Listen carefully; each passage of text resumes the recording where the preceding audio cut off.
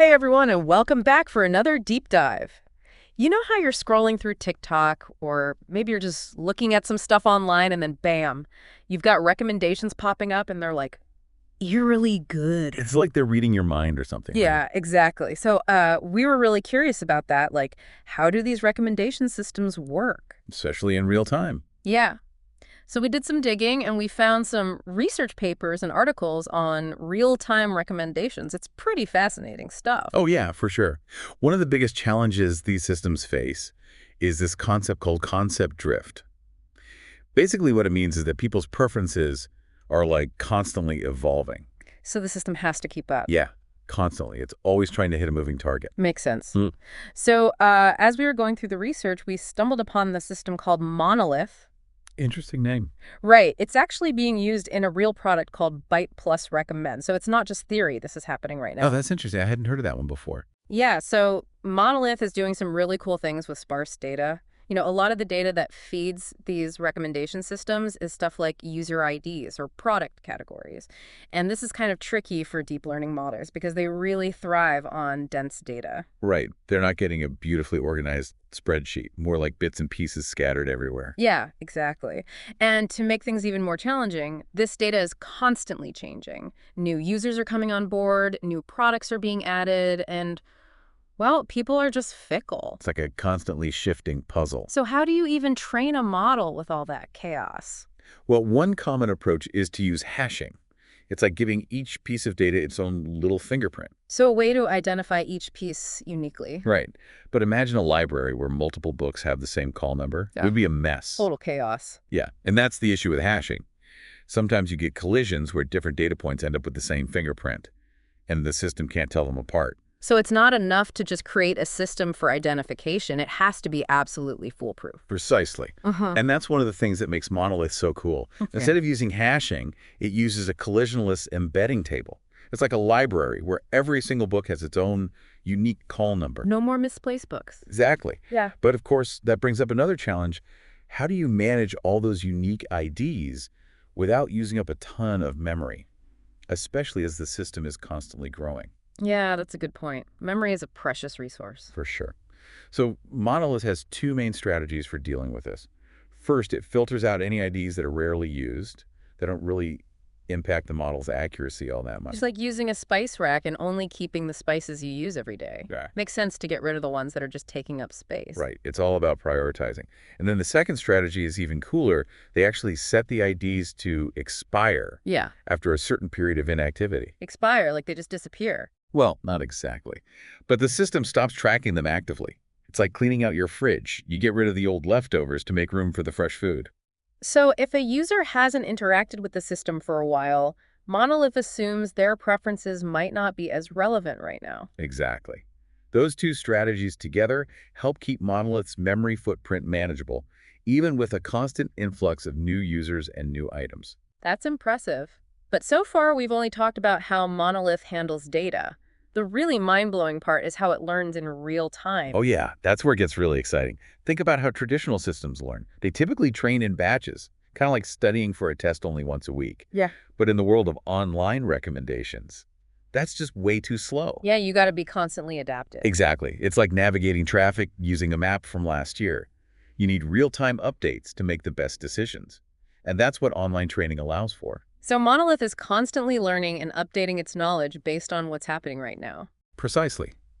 Think of it as a streaming engine at the heart of the system.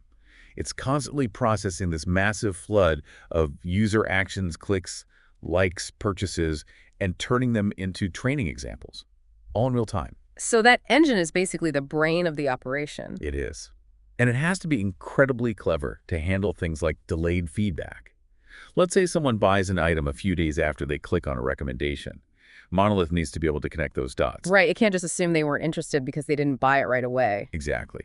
It uses a combination of in-memory cache for those quick access memories and on-disk storage for that long-term memory, kind of like our own brains. Okay, so it's capturing the full picture of user behavior, both the immediate and the delayed reactions.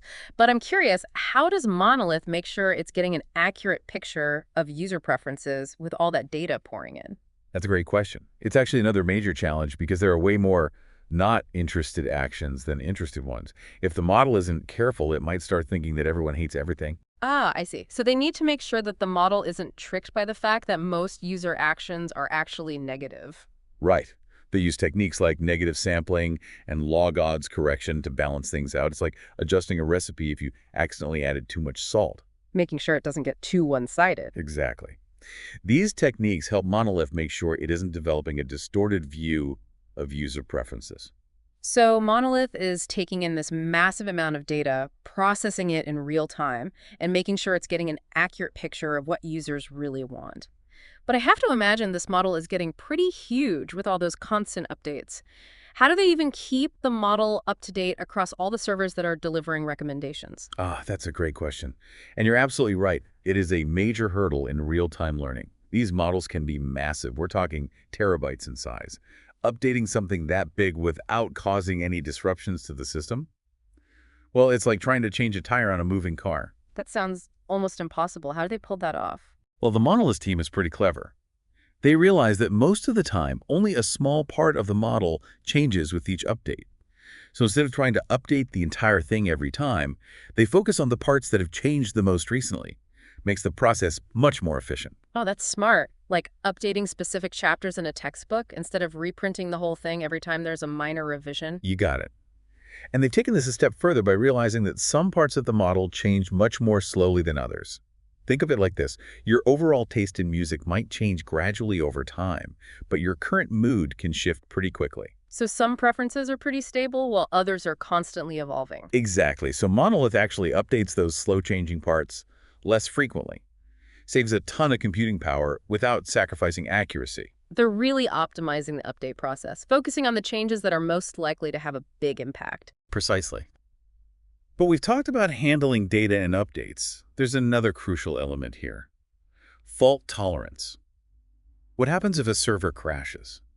With all those constant updates happening, wouldn't that be a disaster? Yeah, you'd think losing all that training data would be a major setback. Right.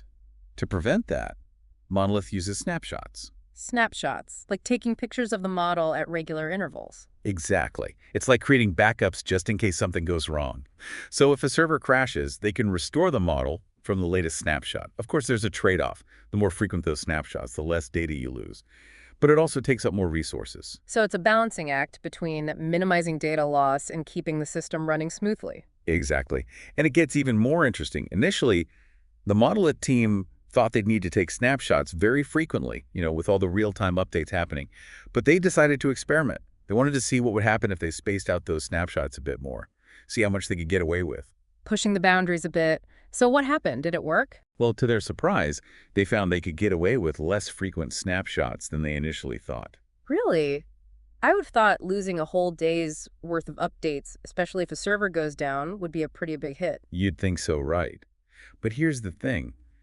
They realized that losing a day's worth of updates from a small fraction of users wouldn't actually have a huge impact on the overall performance. So even if they lose some data, it's not a catastrophic loss. Right. And remember those slow-changing parts of the model we talked about, those dense parameters that change gradually over time. Yeah, those ones that are kind of like the core logic of the system. Exactly. Well, a day's worth of updates for those parameters is practically nothing. It's like missing one day of the stock market. Sure, it might fluctuate a bit, but the long-term trends are what really matter. That's a great way to put it. So they managed to significantly reduce the computational overhead of the system without sacrificing accuracy. They did. It's all about understanding the dynamics of the data in the model. And, all this is really cool from a technical perspective. But ultimately, the big question is, do all these design choices actually lead to better recommendations in the real world? Yeah, that's what we really want to know. Do all these bells and whistles translate into a better experience for users? And that's where the experiments come in. We'll definitely dive into those next time. Okay, so let's get into those experiments. How did they test Monolith to see if all these innovations actually made a difference? Well, first they wanted to test out those collisionless embedding tables, see how well they actually work in practice. Right, because those unique IDs, those call numbers for each data point, are a pretty key part of the system. Exactly. So they ran some tests using two different data sets. The first one was the movie lens data set. You've probably heard of that one. Oh yeah, movie lens is a classic. It's like the gold standard for testing recommendation systems. Exactly. So it's a good benchmark. Yeah. But they also wanted to see how Monolith performed with real-world data. So they used an internal data set from Byte plus Recommend. That's the actual product that uses Monolith. Oh, very cool. So a classic test case and a real-world example. That's a good combination. What did they find? Well, the results were pretty consistent across both data sets. The models using the collisionless embedding tables consistently outperformed those using traditional hashing.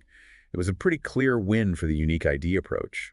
So avoiding those collisions really did lead to more accurate recommendations. Monolith was able to create better user profiles because it could distinguish between different data points more effectively. Precisely. And here's another interesting thing they found. Initially, they were worried that this collisionless approach might lead to overfitting, especially when you're dealing with sparse data. Overfitting, refresh my memory on what that means. Oh, sure. It's like when you study for a test by memorizing the answers instead of actually learning the material. You might do great on that one specific test, but if the questions are even slightly different, You're toast. yeah, you're going to struggle because you haven't really learned the underlying concepts. And it's the same with machine learning models. If they overfit to the training data, they won't generalize well to new data. So they'll be really good at predicting things they've already seen, but not so good at dealing with new situations. I get it. So they were worried that Monolith might fall into that trap. Yeah, because with sparse data, there's not as much information to learn from. It would be easy for the model to just memorize the specific patterns it sees in the training data. Right, kind of like clinging to those memorized answers. Exactly. But to their surprise, they found that the collisionless model didn't actually overfit. Even with that limited data, having those distinct representations for each feature seemed to help the model learn those underlying patterns. So Monolith was actually understanding the relationships between the data points. It wasn't just memorizing them. That's pretty impressive. It is. But they didn't stop there. They also wanted to put the real-time learning aspect to the test. Right, because we've talked about data and memory, but the real-time learning element, that's kind of Monolith's secret sauce. It is. So for these experiments, they used a dataset called the Criteo Display Ads Challenge dataset. Criteo, I think I've heard of that one. Yeah, it's a very popular dataset in the advertising world. It's specifically designed for testing how well a system can predict what ads people will click on. So it's a great way to test a system that's all about real-time personalization. Right, because you need to be able to adapt to user behavior as it happens. So how did they test Monolith with the Criteo dataset? Well, they simulated a real-time learning scenario. Right. Basically, they fed the model data in chunks as if it were coming in live from an advertising platform. Yeah. Kind of simulating those user interactions as they happen in the real world. Right, like a constant stream of clicks and impressions. Exactly. And they wanted to see how the model's performance changed depending on how frequently they updated it. So, like, were the recommendations better if they updated the model every hour or every few minutes? Exactly. To measure performance, they used something called AUC. AUC, that rings a bell. Isn't that a way to measure how well a model ranks things? Yeah, that's right. It stands for area under the curve. And essentially, it tells you how good the model is at ranking the items that a user is most likely to click on. The higher the AUC, the better the model. So they were tracking the AUC as they experimented with different update frequencies? Right. And they found that the more frequently they updated the model, the better the AUC, consistent across the board.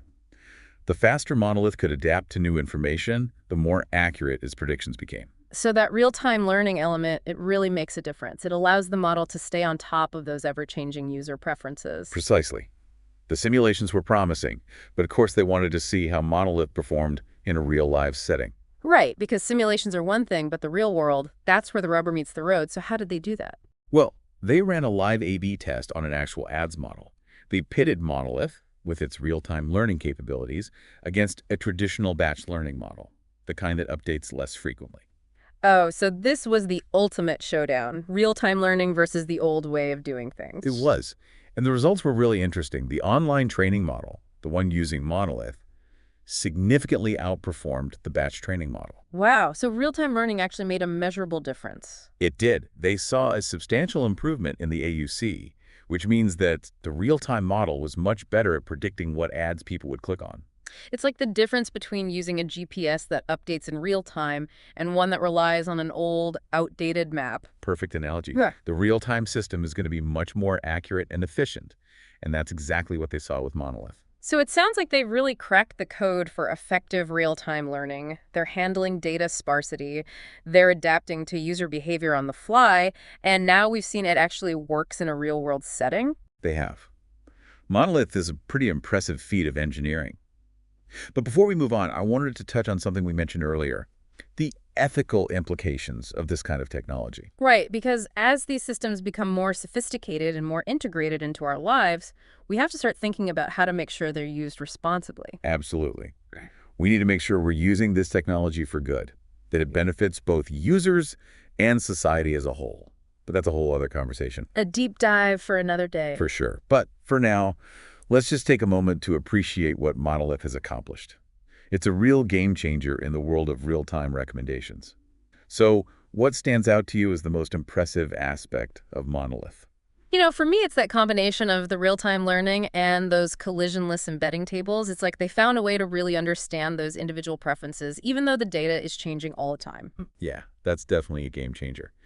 And the really cool thing is they actually proved that it works. They did the research, they ran the experiments, and they saw that those two innovations together, they really boosted the accuracy of the recommendations. Yeah, that's what impressed me too.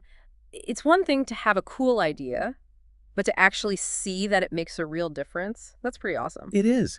And you know what? It's not just about making users happier, which is obviously a good Of thing. course, happy users are good users. Right. But for businesses, this kind of accuracy can be huge. Yeah. Think about e-commerce platforms or streaming services, those places where recommendations are super important.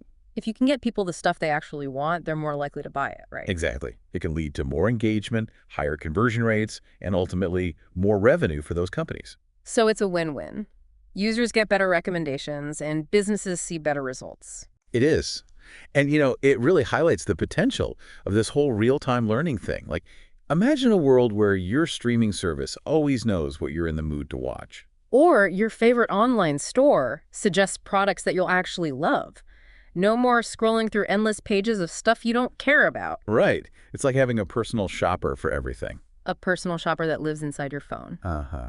Exactly. Well, I think we've covered a lot of ground today. We dove deep into the world of real-time recommendation systems.